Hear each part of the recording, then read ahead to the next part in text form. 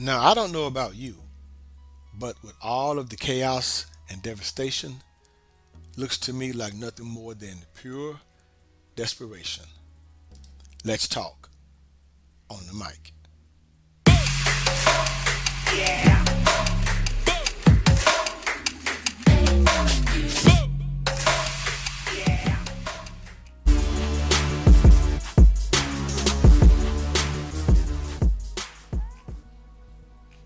Hello, hello, good people. This is your guy, Mr. Educator, Mr. Communicator, Mr. Free Thinker, coming back at you live once again from the Lone Star State with another edition of the Media Mike Speaks. So, right, good people, it is 2 minutes past the hour, and yes, we are the voice of the everyday citizen. But it looks like to me somebody is trying to be the voice of the grand old state of Texas. And who might that be? Yes, incumbent Beto O'Rourke. So, as you saw in the video and the thumbnail, well. Just like I stated in my last video, this sounds like desperation out of a concern for justice for the taking. Now, just in case you missed this story, good people, as you saw in the video, Governor Abbott began the press conference in Uvalde detailing what was known about Salvador Ramos. You know, the 18-year-old suspect, the one who opened fire with the AR-15 at Robb Elementary School that was later gunned down by law enforcement, the ATF agent. Now, the governor, Abbott, a strong Second Amendment advocate, emphasized that mental illness had played a role in the crime and steered clear of talking about enacting any new gun restrictions. Now, before we jump to gun, that's something that needs to be addressed. But Beto O'Rourke approached the stage, as you saw in that short clip, where Lieutenant Governor Dan Patrick was and Senator Ted Cruz, and showed out.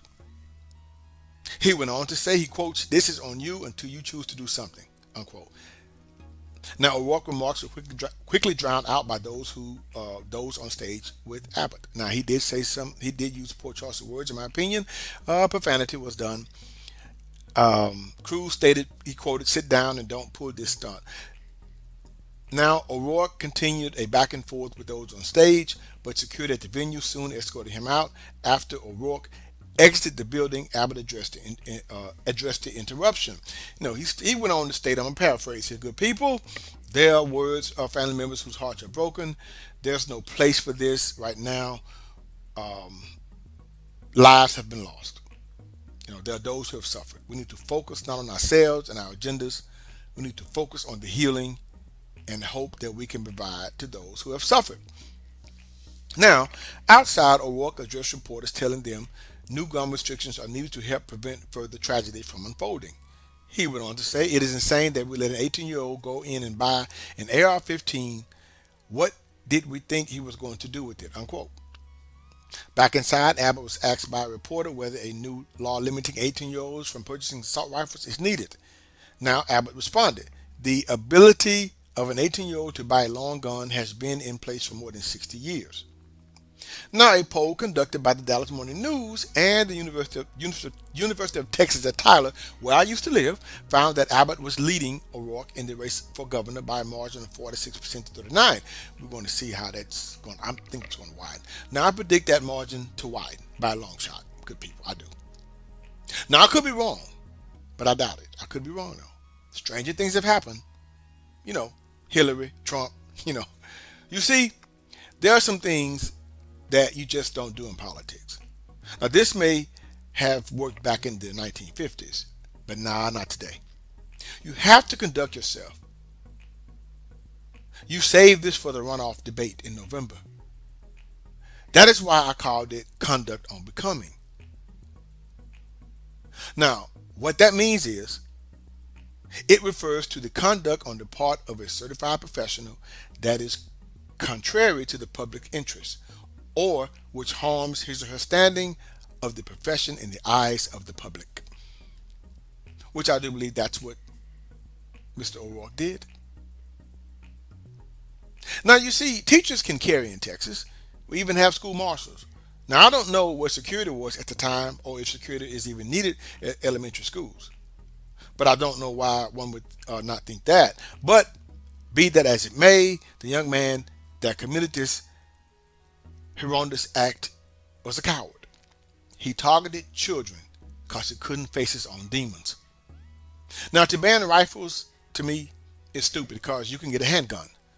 So let's stop the cap. Now, you can raise it to 21, yeah, and like 21-year-olds don't commit acts of violence.